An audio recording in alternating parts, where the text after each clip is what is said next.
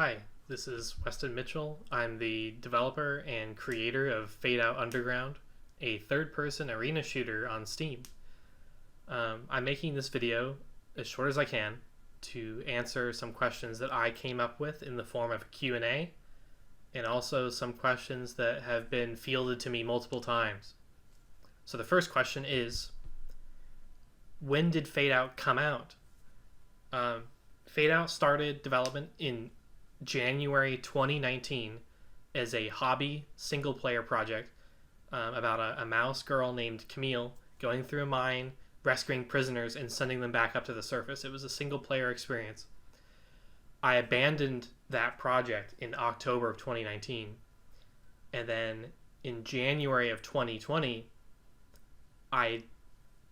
it struck me to turn that project into a multiplayer game. And so January of 2020 is when the game you play now is the one that was conceived on January 2020. It released on early access of May 2020. And it's been on early access from May 2020 till June 24th of this year. So it was on early access for 2.5 years, roughly. Or it was on early access for 2 years, roughly. But it was in development for 2.5 years, roughly, I should say, for the multiplayer part. How many people worked on the game? Mostly me. It was mostly a solo project from the very beginning to end. I did hire people contractually to work on 2D art. My wife did the character designs. Amelia did the illustrations. I could name more, but and then we have music, sound effects, and some of the 3D art I contracted out. But the majority of the 3D art, the majority of the character models, the majority of the outfits, all of the weapons, the majority of the environment art, the map design, and everything else, programming, game design, that stuff's done by me. It was majority a solo game. Not that I'm making excuses, but it was a majority solo game, and I used my own money from my day job to fund contractual work online. How much money did it cost you to develop the game? $13,900 roughly, based on my PayPal invoices and everything else. Assets purchased, stuff like that. Where I spent it on, I don't want to reveal the exact numbers because I don't want the voice actress or actors to be, shouted out for how low they were willing to work or anything like that, or how. But I did offer people a good amount of money to work on stuff for the game. I paid for voice acting, art, illustrations, animations, sound effects, music. Music was a big one. So $13,900 for all that. What engine did you use? I used Unreal 4, specifically Unreal 4.243, which is a build from 2019, I think. I stuck with that as long as I could.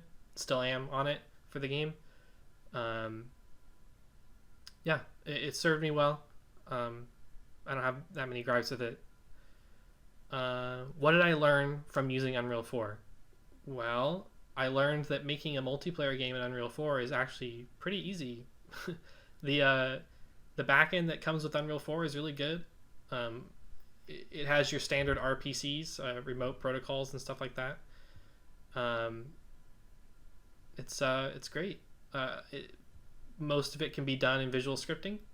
When I started the project in 2019/2020, I wasn't that good at programming, and I'm still not, but I did pick up C++, I picked up C#, and obviously Blueprint was used heavily. I think the only time I had to touch C++ was when I was doing the Steam API, some multiplayer specific stuff, DLC checking, some other online random features. I made some Blueprint nodes using C++, but other than that, most of it was in Blueprint. How long are you to continue development on Fadeout Underground? I'm done with development on Fadeout Underground, and I want to make it clear that To me, development means moving the game forward, new content, new maps, stuff like that. That's not happening. I am providing maintenance support. If you've been following the game or been playing it, you'll know that I've been releasing patches every 2 or 3 days just to hot fix some of this stuff. Next question is, why are you dropping development? Well, there's 2 main reasons. Reason number 1 is the game is a commercial failure. Not that I ever expected it to be a success, because part of that reason is the game was a hobby project that I just kept going. I kept developing for fun. I enjoyed playing it. I still enjoy playing it. So that's reason number 1, commercial failure. Reason number 2 is it's a furry game. I'm a little bit of a furry. I won't deny it. But most people aren't. And the furry aesthetic pushes people away.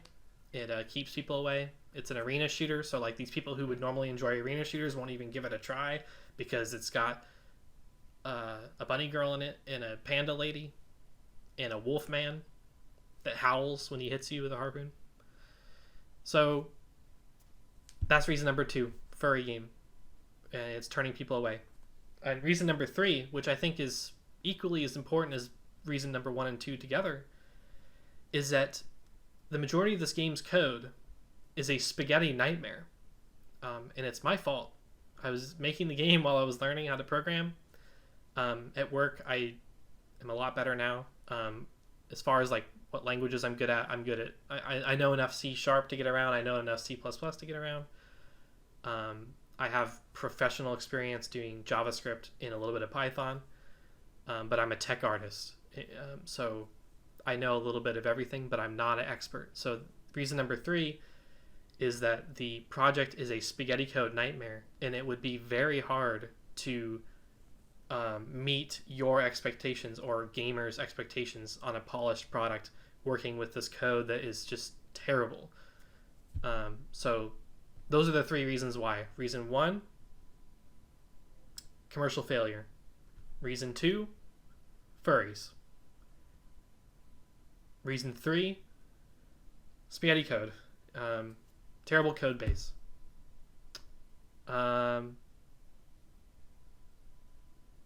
So that's why I'm dropping development.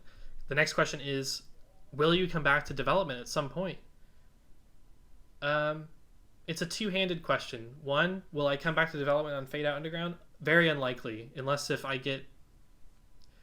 some publisher sees the game and is like, this is awesome, we played it in the office and we love it, and we want you to continue developing it. Here is $300,000. Then I'd be like, all right, I'll do that.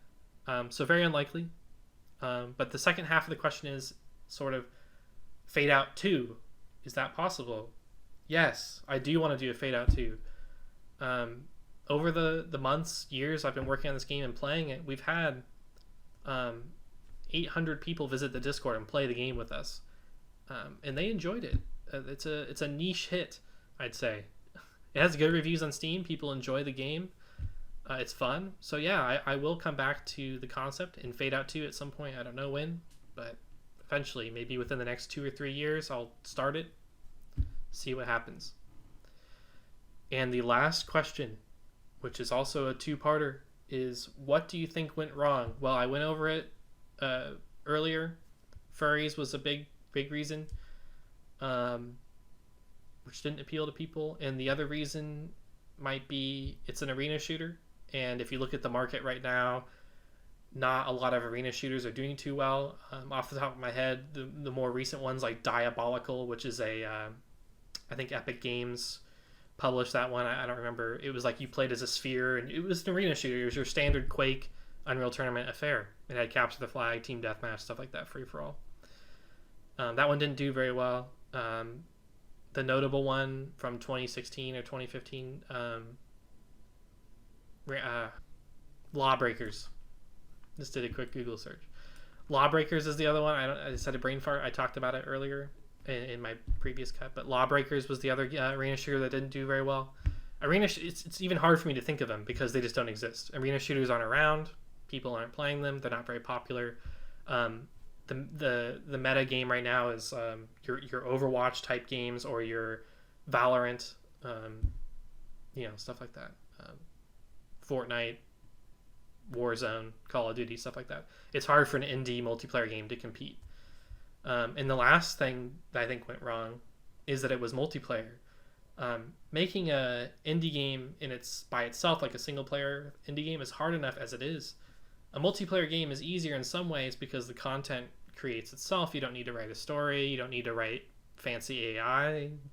But the downside is that if no one's playing the game, then no one's playing the game. You need other people to enjoy a multiplayer game. And even if your game is free, which Fadeout has been free since day one, it's still hard to get people to stick around and want to play and etc. So that's the last thing I think went wrong, is that it was just an indie multiplayer game. That's a disaster. Even some of these AAA games fumble at that. I mean, Lawbreakers fumbled at it. So why should I succeed when games with 400 times the budget failed? So, yeah. Anyway, that was my short little post-mortem.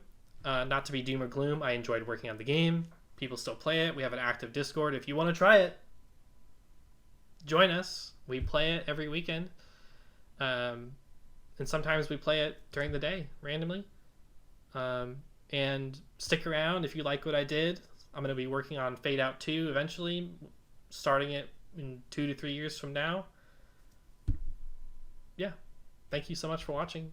If you have any other questions, I'll try and answer them in the YouTube comments. Ciao.